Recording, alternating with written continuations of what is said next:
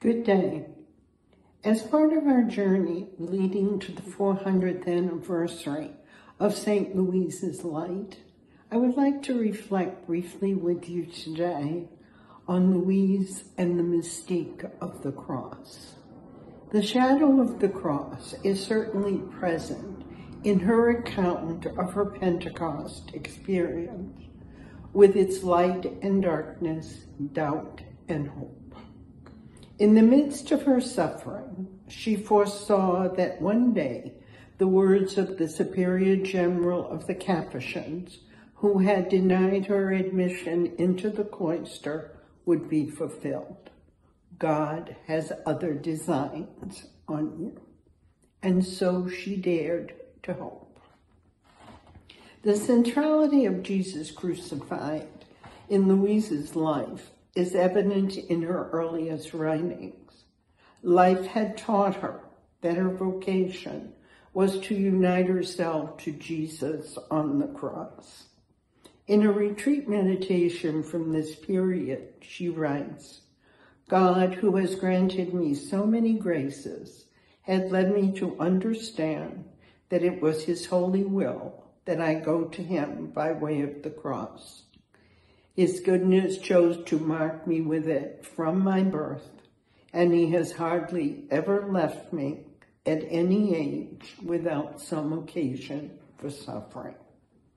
Thus, there is nothing surprising in Louise's choice of a plain cross with the inscription "Spes Unica," only hope, to mark her final resting place.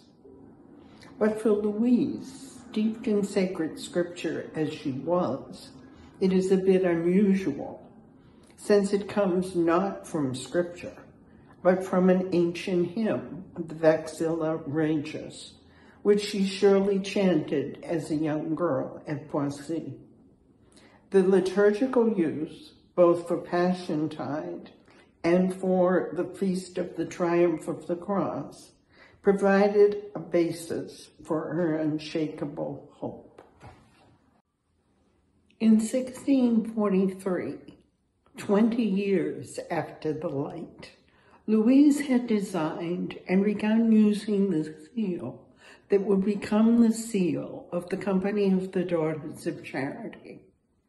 It bears the image of a burning heart and Jesus crucified, surrounded by the words of St. Paul as she had modified them. The charity of Jesus crucified urges us. The love of Jesus crucified was also the focus of Louise's relationship and formation of the early Daughters of Charity. In the only formal conference we have from her, she urges them, "Let us take the first step in following him, which is to exclaim, 'I desire it thus.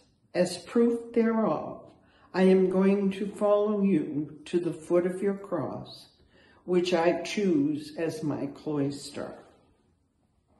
Then, in the same conference, Louise prayed, "My Lord, I received a kind of new light concerning the uncommon love you wish to receive from those you choose to exercise the purity of your love on earth. Look on this little flock of yours and see if we dare to hope for such a thing." There it is, dare to hope.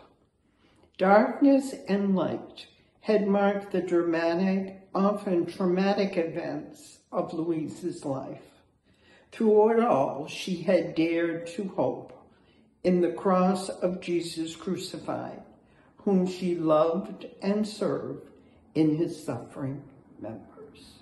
Thank you.